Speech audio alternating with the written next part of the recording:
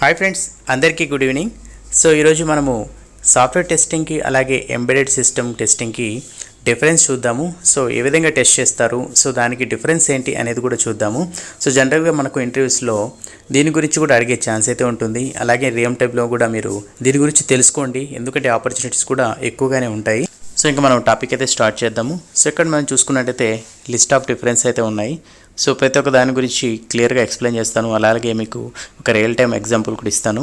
So ఇక్కడ మనం చూసుకున్నట్టయితే performed only on the software, it is perform on the both software and hardware. So software testing అంటే ఏం చేస్తాం మనము, ఏదైనా ఒక అప్లికేషన్ కానీ ఏదైనా ఒక సాఫ్ట్వేర్ని కానీ, సో ఏదైనా సరే లైక్ అప్లికేషన్ లెవెల్లో కానీ ప్రొడక్ట్ వైజ్ కానీ మనము ఆ ప్రాపర్గా వర్క్ అవుతుందా, బేస్డ్ ఆన్ ద రిక్వైర్మెంట్ అది డెవలప్ చేశారా లేదా అనేది మాత్రం టెస్ట్ చేస్తాము. అంటే మనం హార్డ్వేర్ అయితే ఇక్కడ టచ్ చేయడం అయితే ఉండదు. హార్డ్వేర్ అంటే మనకు ఫిజికల్ డివైజెస్ ఏవైతే ఉంటాయో, స్టోరేజ్ అరేస్ కానీ అలాగే మనకు డిఫరెంట్ టైప్ ఆఫ్ చిప్స్ కానీ, సో ఈ విధంగా ఏవైతే ఉంటాయో సో అవైతే మనం టెస్ట్ చేయము. సో ఎందుకంటే అది ఎంబెడెడ్ సిస్టమ్ కింద వెళ్ళిపోతుంది, ఎంబెడెడ్ టెస్టింగ్ కింద వెళ్తుంది కాబట్టి సో ఓన్లీ మనం ఇక్కడ సాఫ్ట్వేర్ టెస్ట్ చేస్తాము. సో ఇక్కడ మనం డిఫరెన్స్ చూసుకున్నట్టయితే సాఫ్ట్వేర్ అండ్ హార్డ్వేర్ అన్నారు. సో హార్డ్వేర్ అంటే మనకు సిపియు కానీ ఇలాంటి మనకు మదర్ బోర్డ్స్ ఉంటాయి కదా, సో ఇవన్నీ మనకు ఎంబెడెడ్ కింద అయితే వస్తాయండి. సో వీటిని టెస్ట్ చేయడానికి మాన్యువల్గా ఎక్కువగా ప్రిఫర్ చేస్తారు, ఎందుకంటే దీన్ని ఆటోమేట్ చేయడం అయితే కష్టం కదా. సో ఆటోమేట్ చేయడానికి కూడా మనకి సోర్స్ అయితే ఉండదు. సో కాబట్టి దీన్ని మాన్యువల్గా చెక్ చేయడం అయితే జరుగుతుంది.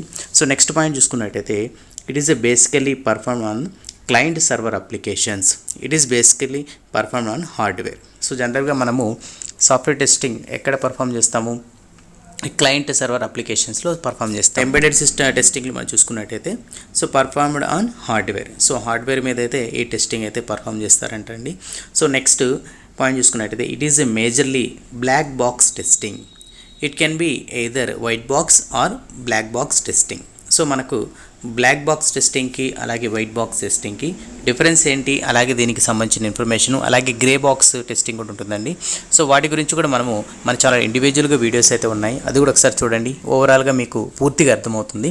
సో ఇక్కడ మనం డిఫరెన్స్ చూసుకున్నట్టయితే బ్లాక్ బాక్స్ టెస్టింగ్ అంటే మనకు జస్ట్ ఏదైతే అప్లికేషన్ సంబంధించిన ఫంక్షన్స్ కానీ అవుట్పుట్ కానీ ప్రాపర్గా వర్క్ అవుతున్నాయా లేదా అనేది మాత్రం చూస్తాము. ఇక్కడ యూఐ అనేది ఏముండదండి. సో జస్ట్ డెవలపర్స్ కోడ్ రాసిన తర్వాత సో దానికి సంబంధించిన లైక్ అవుట్పుట్స్ ఏ విధంగా వస్తున్నాయో చేసి కాల్ చేసి మనము ఇన్ఫర్మేషన్ అయితే మనం తెలుసుకుంటాము. అలాగే ఇక్కడ ఏమైనా లైక్ అవుట్పుట్లో ఏమైనా డిఫరెన్స్ తెలిసినా, ఇంకేమైనా మీకు వేరియేషన్స్ ఏమైనా వచ్చినాయి అనుకోండి, అక్కడ ఫిక్స్ చేసి మళ్ళీ ప్రాపర్గా వర్క్ అవుతుందా అనేది చెక్ చేస్తారు. సో ఇక్కడ మనకు హార్డ్వేర్ లైక్ ఎంబెడెడ్ టెస్టింగ్లో చూసుకున్నట్టయితే బ్లాక్ బాక్స్ అలాగే వైట్ బాక్స్ కూడా టెస్ట్ చేయడం అయితే జరుగుతుందని చెప్తున్నారు. సో వైట్ బాక్స్ అంటే మనకు యూఐ కనిపిస్తుంది, అంటే మనకు ప్రాపర్గా లైక్ అప్లికేషన్ రెడీ అయిపోయి సో ఏదైతే ఆ ఫ్యూచర్స్ ఉన్నాయో, ఏవైతే మోడల్స్ ఉన్నాయో అవి క్లియర్గా మనం చూడగలము. అలాగే దాన్ని టెస్ట్ చేయడానికి కూడా మనము డిఫరెంట్ కైండ్ ఆఫ్ టెస్టింగ్ని లెవెల్స్ టైప్స్ని మనం ఫాలో అవుతాం, ఇంటిగ్రేషన్, రిగ్రెషన్, శానిటీ. సో ఈ విధంగా మనకు టెస్టింగ్ టైప్స్ అయితే పర్ఫామ్ చేస్తామండి. సో నెక్స్ట్ పాయింట్ చూద్దాం. It is a carried out on web and mobile based application, it is perform on the embedded systems. So ఇక్కడ మనకు జనరల్గా సాఫ్ట్వేర్ టెస్టింగ్ మనం ఎక్కడ పర్ఫామ్ చేస్తాం, వెబ్ అప్లికేషన్స్ కానీ మొబైల్ టెస్టింగ్ కానీ మొబైల్ యాప్స్ కానీ, అలాగే మనకు డివైస్ సంబంధించిన సాఫ్ట్వేర్ ఏదైతే ఉంటాయి ప్రొడక్ట్స్ సైడ్ ఉంటాయి కదా ఇన్స్టాల్ చేసుకుని, సో వాటి ఓవరాల్గా వాటికి సంబంధించి మనము టెస్టింగ్ అనేది స్టార్ట్ చేస్తాము. సో ఇక్కడ మనకు ఎంబెడెడ్ సిస్టమ్స్, సో ఫిజికల్గా మనకి ఏవైతే హార్డ్వేర్ డివైజెస్ అయితే ఉంటాయో, సో మైక్రో చిప్స్ కానీ మైక్రో కార్డ్స్ కానీ, అలాగే మనకు ఏదైతే మదర్ బోర్డ్స్ కానీ, అలాగే మనకు మైక్రో ప్రాసెసర్స్ కానీ ఏవైతే ఉంటాయో సో వాటిని అయితే టెస్ట్ చేయడం అయితే జరుగుతుంది. సో నెక్స్ట్ పాయింట్ చూసుకున్నట్టయితే database is a tested in software testing, it is not related to database. So జనరల్గా మనకు డేటాబేస్ టెస్టింగ్ అనేది ఉంటుందండి. సో ఎందుకు చేస్తారు డేటాబేస్ టెస్టింగ్ అనుకుంటే చూసుకున్నట్టయితే మనం ఏదైనా ఒక అప్లికేషన్లో డేటా ఫిల్ చేసి సేవ్ చేయగానే అది ఏదైతే డేటా ఉందో ఆటోమేటిక్గా మనకు డేటాబేస్లో సేవ్ అవ్వడం అయితే జరుగుతుంది. సో ఆ డేటా అనేది మనకు దీనికి సంబంధించి ప్రతి ఒక్క డేటాబేస్కి ఒక స్కీమా అనేది మెయింటైన్ చేస్తారండి. సో ఆ స్కీమాలో మనకు ఏదైతే డేటా ఉందో అది ఇన్సర్ట్ అవుతుంది. అలాగే మీరు ఏదైతే మీరు అప్లికేషన్లో లైక్ ఆ డేటాని గెట్ చేసుకోవాలనుకుని ఏదైనా మీరు ఇన్ఫర్మేషన్ని కాల్ చేసినప్పుడు, ఏదైనా ఇన్ఫర్మేషన్ మీరు అప్డేట్ చేసినా కూడా, ఎడిట్ చేసినా లేదా డిలీట్ చేసినా ఆటోమేటిక్గా మీకు ఏపీఐ కాల్స్ ద్వారా డేటాబేస్ కనెక్టివిటీ అయ్యి సో ఆ ఇన్ఫర్మేషన్ అప్డేట్ అవ్వడము లేదా డిలీట్ అవ్వడము అలాగే ఇన్సర్ట్ అవ్వడము ఇలాంటి ప్రాసెస్ అనేది మనకు జరుగుతూ ఉంటుంది. సో ఇదంతా ఎక్కడ జరుగుతుంది, సాఫ్ట్వేర్ టెస్టింగ్లో మాత్రమే మనం చేయగలము. నెక్స్ట్ ఇక్కడ ఎంబెడెడ్ టెస్టింగ్లో మనకు ఎలాంటి డేటాబేస్ కాన్సెప్ట్ అనేది ఉండదు, ఎందుకంటే మనం డైరెక్ట్గా డివైస్ మీద మనం పర్ఫామ్ చేస్తున్నాం కాబట్టి సో ఇక్కడ డేటాబేస్ కాన్సెప్ట్ అనేది ఎంబెడెడ్ టెస్టింగ్లో రాదు. సో నెక్స్ట్ మాట చూసుకున్నట్టయితే functionality of the application is tested. Behaviour of the hardware is tested. So జనరల్గా మనకు సాఫ్ట్వేర్ టెస్టింగ్లో ఫంక్షనల్ టెస్టింగ్, మనకు నాన్ ఫంక్షనల్ టెస్టింగ్ అనే కాన్సెప్ట్స్ అయితే ఉంటాయి.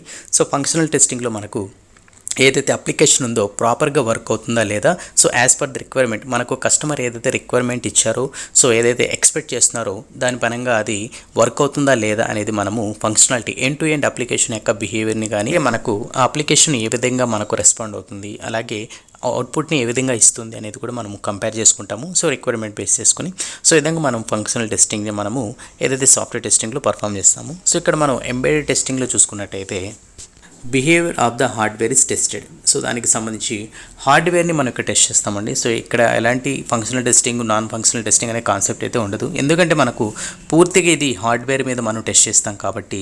సో అందుకని ఇక్కడ మనం డైరెక్ట్గా దాని యొక్క బిహేవియర్ ఏ విధంగా ఉంది. సో ఫర్ ఎగ్జాంపుల్ మనము ఏదైనా ఒక మొబైల్ అప్లికేషన్, సో ఏదైనా మీరు యూస్ చేస్తున్నారు అనుకోండి, సో మదర్ బోర్డు పని చేయకపోతే ఇంకా మరి మనం ఏం చేయలేము, ఇంకా పని చేయదు కదా, ఇంకా ఖచ్చితంగా మనం మార్చాలి. సో అంటే హార్డ్వేర్ డివైస్ని మనం మార్చాలి.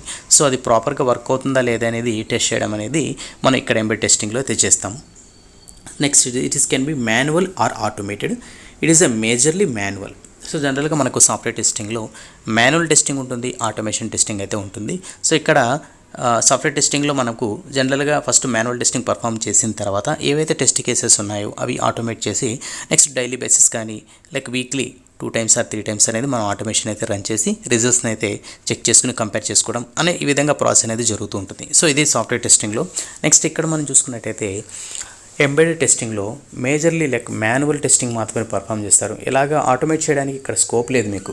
సో ఎందుకంటే మీరు స్క్రిప్ట్ రాసి ఆ హార్డ్వేర్ టెస్ట్ చేయడం అనేది జరగదు కదా, అందుకని ఇక్కడ పాయింట్లో క్లియర్గా వాళ్ళు మెన్షన్ చేశారు. సో మేజర్లీ మాన్యువల్గా మాత్రమే మనం హార్డ్వేర్ని అయితే టెస్ట్ చేస్తామని చెప్పేసి ఎంబెడెడ్ టెస్టింగ్లో చూపిస్తున్నారండి.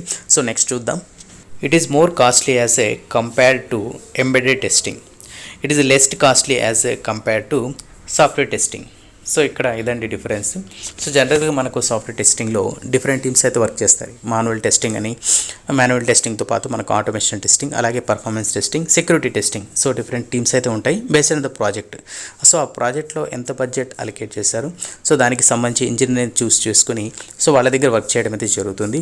సో నెక్స్ట్ ఇక్కడ మనకు హార్డ్వేర్ రిలేటెడ్ కాబట్టి సో దీనికి సంబంధించి ఎలాంటి కోడింగ్ అనేది ఉండదు, అలాగే దీనికి సంబంధించి పర్ఫార్మెన్స్ కూడా మనం ఏం చెక్ చేయడం అయితే ఉండదు కాబట్టి సో దీనికి అంత బడ్జెట్ అయితే అవ్వదు అని చెప్పేసి పాయింట్ ద్వారా తెలుపుతున్నారండి. సో ఇది స్మాల్గా దీనికి సంబంధించిన డిఫరెన్స్. సో ఎక్కువగా మేజర్గా మనకి సాఫ్ట్వేర్ టెస్టింగ్ వల్లే మనకు ఏదైతే కోడింగ్ కానీ అలాగే మనకు టూల్స్ కానీ ఎక్కువగా యూస్ చేస్తాము. సెక్యూరిటీ రిలేటెడ్ కానీ, పర్ఫార్మెన్స్ రిలేటెడ్ కానీ, ఆటోమేషన్ రిలేటెడ్ టూల్స్ కూడా మనం ఎక్కువ యూస్ చేస్తాం కాబట్టి ఎక్కువగా దానికి సంబంధించిన ఇంజనీర్స్ని మనము హైర్ చేసుకోవడానికి ఎక్కువగా బడ్జెట్ అయితే సో కంపెనీ అనేది పెట్టడం అయితే జరుగుతుంది. ఈ పాయింట్ స్పెసిఫిక్గా వాళ్ళు యాడ్ చేయడం అయితే జరిగిందండి. సో ఇదండి ఈరోజు టాపిక్.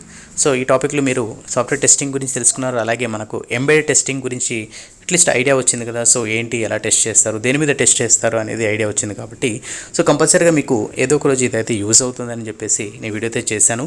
సో ఈ వీడియో నచ్చినట్టయితే జస్ట్ లైక్ చేసి మీ ఫ్రెండ్స్ కూడా షేర్ చేయండి.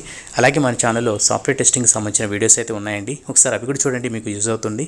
సో నెక్స్ట్ అప్డేట్తో మళ్ళీ కలుద్దాం. అంతవరకు keep smiling, have a nice day.